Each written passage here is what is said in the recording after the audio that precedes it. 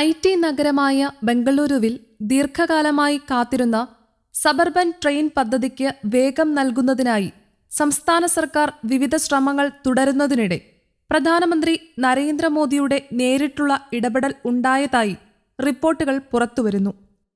പ്രതിപക്ഷ പാർട്ടികൾ ഭരിക്കുന്ന കർണാടകയും തെലങ്കാനയും ഉൾപ്പെടുന്ന സംസ്ഥാനങ്ങളിലെ വർഷങ്ങളായി മുടങ്ങിക്കിടക്കുകയും ചെലവ് വലിയ തോതിൽ വർദ്ധിക്കുകയും ചെയ്ത രണ്ട് പ്രധാന അടിസ്ഥാന സൗകര്യ പദ്ധതികളാണ് പ്രധാനമന്ത്രി അവലോകനം ചെയ്തത്.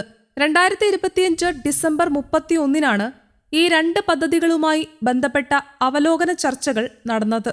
പദ്ധതികളുടെ നിർവഹണത്തിൽ ഉണ്ടായിരിക്കുന്ന കാലതാമസം അവസാനിപ്പിച്ച് വേഗത്തിൽ പുരോഗതി കൈവരിക്കണമെന്ന് പ്രധാനമന്ത്രി സംസ്ഥാന സർക്കാരുകളോട് ആവശ്യപ്പെട്ടതായാണ് റിപ്പോർട്ടുകൾ സൂചിപ്പിക്കുന്നത്.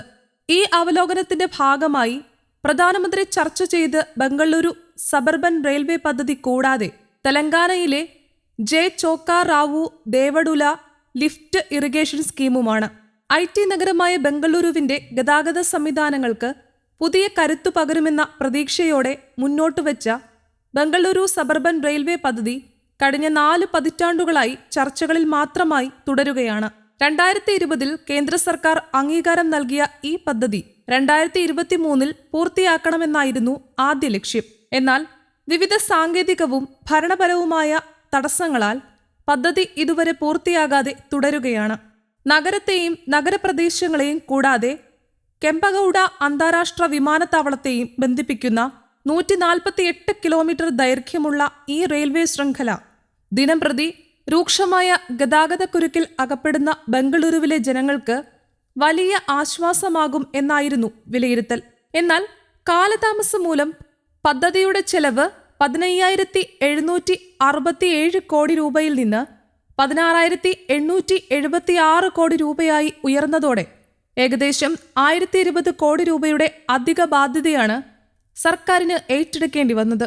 2023 പ്രധാനമന്ത്രി തന്നെ തറക്കല്ലിട്ട ഈ പദ്ധതി 40 മാസത്തിനുള്ളിൽ പൂർത്തിയാക്കാനാണ് ഇപ്പോൾ ലക്ഷ്യമിടുന്നത്.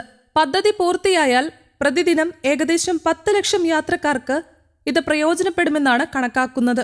അതേസമയം തെലങ്കാനയിലെ ജെ ചോക്കാറാവു ദേവഡുല ലിഫ്റ്റ് ഇറിഗേഷൻ സ്കീം 2001 അന്നത്തെ മുഖ്യമന്ത്രി എൻ ചന്ദ്രബാബു നായിഡുവിന്റെ കാലഘട്ടത്തിലാണ് രൂപം കൊണ്ടത്. വരങ്കൽ, കരിംനഗർ, നൽഗൊണ്ട ജില്ലകളിലായി 5.57 ലക്ഷം ഏക്കർ കൃഷിയിടങ്ങൾക്ക് ജലസേചന സൗകര്യം ഉറപ്പാക്കുകയാണ് ഈ പദ്ധതിയുടെ പ്രധാന ലക്ഷ്യം. ഏഷ്യയിലെ രണ്ടാമത്തെ വലിയ ലിഫ്റ്റ് ഇറിഗേഷൻ പദ്ധതിയായി കണക്കാക്കപ്പെടുന്ന ഇത് 2027 പൂർത്തിയാക്കാനാണ് ലക്ഷ്യമിടുന്നത്. കേന്ദ്ര സർക്കാരിന്റെ ഇടപെടൽ ശക്തമാകുന്ന സാഹചര്യത്തിൽ പദ്ധതിയുടെ നിർവഹണം വേഗത്തിലാക്കാനുള്ള സാധ്യതയാണ് നിലവിൽ ചർച്ചയാകുന്നത്. ഈ രണ്ട് പദ്ധതികളും നേരിടുന്ന കാലതാമസം തുടർന്നാൽ ചെലവ് ഇനിയും വർദ്ധിക്കാനുള്ള സാധ്യതയുണ്ടെന്നും അത് പൊതുജനങ്ങളുടെ പ്രതീക്ഷകളെ പ്രതികൂലമായി ബാധിക്കുമെന്നും വിലയിരുത്തപ്പെടുന്നു. വികസന പദ്ധതികൾ വൈകുന്നത് ജനജീവിതത്തെ നേരിട്ട് ബാധിക്കുന്നതോടൊപ്പം ഭരണകൂടങ്ങളുടെ വിശ്വാസ്യതയെയും ചോദ്യം ചെയ്യുന്നതാണ്. എന്നാൽ പ്രധാനമന്ത്രിയുടെ ഇടപെടൽ ഈ പദ്ധതികൾക്ക് പുതിയ ഊർജം നൽകി സമയബന്ധിതമായ പൂർത്തീകരണത്തിന് വഴിയൊരുക്കുമെന്നാണ് പ്രതീക്ഷ. പ്രതിപക്ഷ പാർട്ടികൾ ഭരിക്കുന്ന സംസ്ഥാനങ്ങളിലെ വികസന പദ്ധതികളിൽ കേന്ദ്ര സർക്കാർ പ്രത്യേക ശ്രദ്ധ ചെലുത്തുന്നത് രാഷ്ട്രീയമായും വലിയ പ്രാധാന്യം അർഹിക്കുന്നതാണ്. പദ്ധതികൾ നിശ്ചിത സമയപരിധിക്കുള്ളിൽ പൂർത്തിയാകുന്നത് ആ സംസ്ഥാനങ്ങളിലെ ജനങ്ങളുടെ ജീവിത നിലവാരം ഗണ്യമായി മെച്ചപ്പെടുത്താൻ സഹായകരമാകും. അതേസമയം ഐ.ടി. നഗരമായ ബംഗളൂരുവിന്റെ ഗതാഗത സംവിധാനങ്ങൾക്ക് കരുത്തു പകരുന്നതിൽ നിർണായക പങ്കുവഹിക്കുന്നത് ബംഗളൂരു മെട്രോ തന്നെയാണ്. നഗരത്തിന്റെ വിവിധ മേഖലകളിലേക്ക് മെട്രോ സർവീസുകൾ വ്യാപിപ്പിക്കാനുള്ള തയ്യാറെടുപ്പിലാണ് സർക്കാർ. ദിനംപ്രതി വർദ്ധിച്ചുവരുന്ന റോഡ് ഗതാഗതക്കുരുക്ക് കണക്കിലെടുത്ത് മെട്രോ ശൃംഖല വിപുലീകരിക്കുകയാണ് പ്രധാന ലക്ഷ്യം. ഇതിന്റെ ഭാഗമായി ഡബിൾ ഡെക്കർ ഫ്ലൈ ഓവർ ഉൾപ്പെടെയുള്ള നിരവധി അടിസ്ഥാന സൗകര്യ പദ്ധതികളാണ് നഗരത്തിൽ ആസൂത്രണം ചെയ്യുന്നത്.